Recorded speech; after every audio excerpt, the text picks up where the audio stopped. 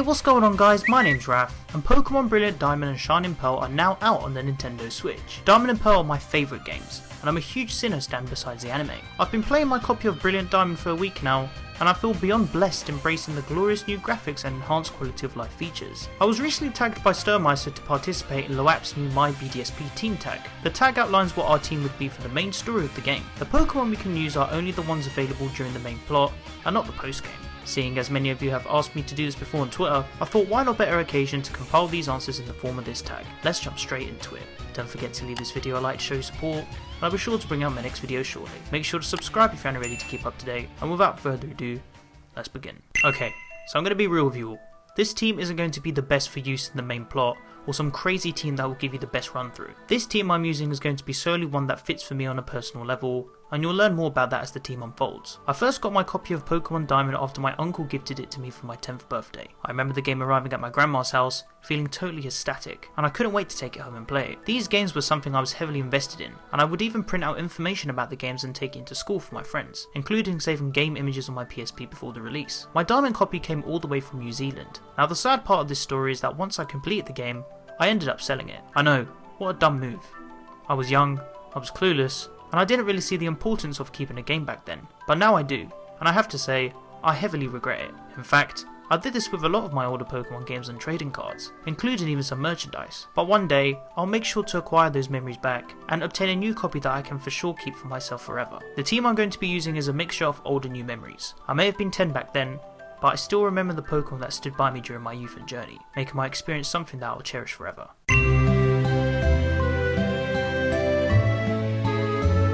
Twin Leaf Town, the home of where our journey begins. It only feels like yesterday that I got my copy of Diamond and began playing the game, embracing this small yet wonderful town. North of the town we have Route 201, and to its west we have the Verity Lakefront that leads to of course the place where we can obtain our starter Pokemon, being Lake Verity. The Sinnoh starters are by far some of the coolest amongst the others in my opinion. All three Pokemon have really sharp designs that resemble incredibly to their real life animal counterparts. Personally, I love them all.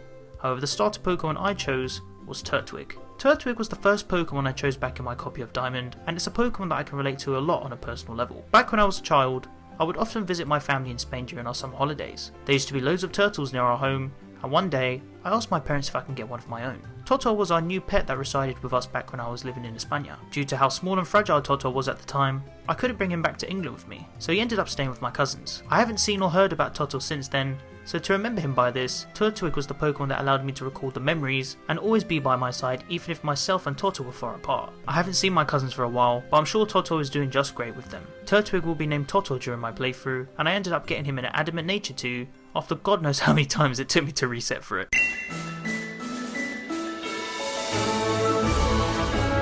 The next team member is the neighbour to where I obtained Toto, and that's a Starly that I eventually evolved into a Staraptor. Now going back to the old days of playing my original Diamond copy, Torterra and Staraptor were the only two Pokemon I used in my team, minus HM slaves. Yep, that's it.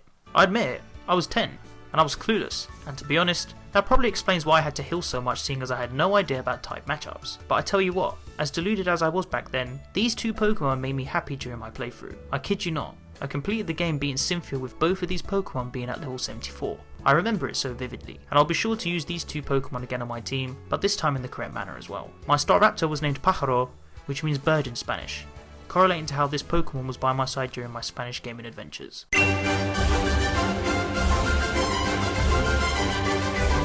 The third team member may come off as a surprise, or if you've been following me for a while now, it may not. So let's go back in time to where ThePokéRaf once said two words that he had no idea would soon become a meme upon the Anipoke community. Eat slugs. Now I'm going to be completely honest, I don't know what was going through my brain during this time, but for me to say this was beyond random. You may recognise this dialogue from the famous film series Harry Potter, where Ron attempted to get revenge on Malfoy by casting a spell on him to eat slugs, but that ended up backfiring due to his broken wand. Anyway, since I started using this slogan, it's now turned into a meme, and I found a new love for a set of Pokemon that would be associated with this. This Pokemon being Shellos, that eventually evolved into a Gastrodon. I was originally contemplating adding both C variants onto my team, but after thinking about it more, it didn't really make sense, as it's essentially the same Pokemon but with just different looks. So I decided to stick with the West C form. No hard feelings to the EC Slug, I love it just as much. I got Sluggy back in Route 205 of my playthrough, and with the power of the Eat Slugs army, Many of you all too ended up catching one naming it after me, your honoured Sluglord. It's actually insane to think that a silly meme has turned into such a nice and wholesome event in the community. These Pokemon have essentially become second mascots for me and my channel, and they're both just so adorable overall. I've even managed to create merchandise based on this one meme. Speaking of merch, roll the ad. Eat slugs, mwah! The new Team PokéRaf merch apparel is now live. Support the channel with the slimiest drip in the hood with the new Eat Slugs design. Merchandise is available in a variety of colours and sizes for all age groups. Links in the description below. I've never ventured before with this Pokemon before, and for what it's worth to me as a content creator, they hold a special place in my heart, so I definitely had to bring it alongside me.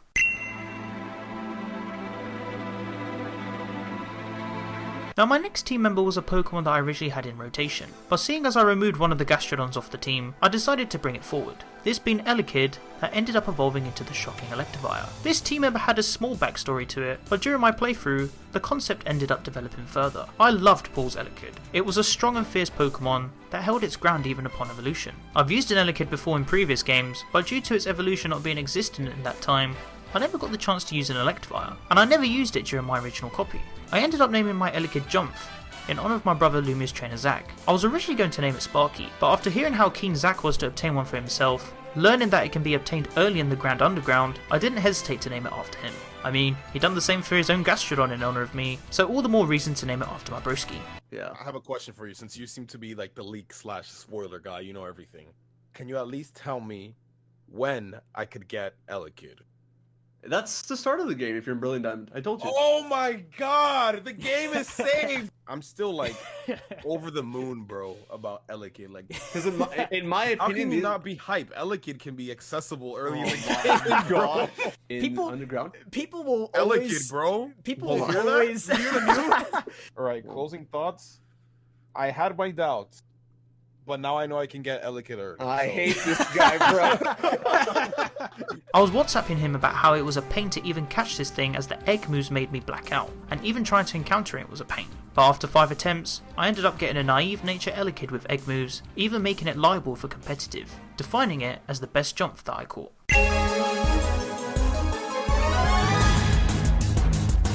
The next team member was Gible, that I evolved into a Garchomp. I'm gonna be real with you, I don't really have a personal connection to this Pokemon at all. It was just another Pokemon that I wanted to use that I never tried out in my childhood. The pseudo-legendary Pokemon is cool in terms of appearance and power, so my experience with this Pokemon was quite fun. I mean, to be fair, I really loved sharks and dinosaurs back when I was a kid, so maybe that has a small relation to it. But in all honesty, I've never tried this Pokemon out, so I thought why not give it a go in the remakes. It ended up being a great asset to my team, and it's quite handy that I was able to obtain this Pokemon at a decent stage in the game's story. I guess watching Cynthia's battle with Paul in the Diamond and Pearl series made me really appreciate the power of this Pokemon. I know of course the anime has its own concept of how Pokemon can be portrayed, but watching the episode as a child completely mesmerised and astonished me by how cool it really looked, and it made me think, god damn, I need one of these in my team. I had to wait quite a while before adding this Pokemon onto my team, but it was so damn worth it. So that's another reason why I added Garchomp onto my Brilliant Diamond team. Garchomp was named Chiqui back as a Gible, meaning small or little one in Spanish, due to its cool appearance and size.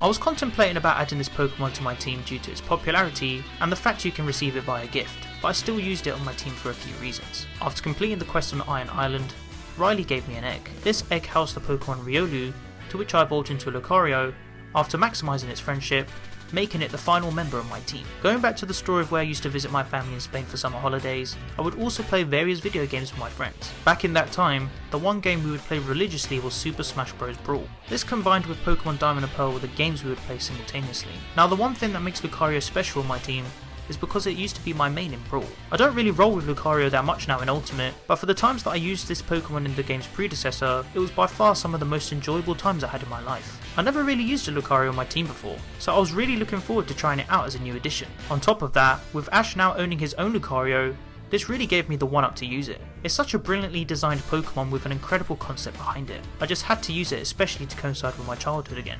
I named my Lucario after my brother Kuroblitz, being Bruni. This was due to the big aura brain power that we have in conversations about all things Pokemon. So that was my team for Pokemon Brilliant Diamond and Shining Pearl. To conclude this tag, I now have to tag 5 people to participate. These being Aurazora, Infamous Trainer, JPR, Niall Kelly, and Shoops. I'm looking forward to seeing what great tags you guys have to come up with. Once again, thanks to my bro Sturmeister for tagging me, a massive shout out to the bro Luap for coming up with this tag. I would highly urge you all to take part in this, and feel free to tag me if you want me to check them out. If you need further information regarding this tag, then check out Luap's video where he explains it in its entirety. I hope you're all having a great time playing these new games. But want to let me know what Pokemon you'll be using in the games in the comment section down below. If you guys would like to interact with me, then be sure to follow me on Twitter and join the ThePokéRaf Discord server to discuss all things Pokemon. You can find the rest of my social networks on the screen and in the description below. If you enjoyed the video, then be sure to leave it a like, as your support is greatly appreciated. Don't forget to share the video with your friends. Finally, make sure to subscribe to keep up to date with my videos, and click on the little bell to enable notifications so you guys get notified when I upload a new video. I hope you guys enjoyed this video, and be sure to stick around for more Pokemon content. Thank you so much for watching, and I'll catch you guys in the next one. Peace.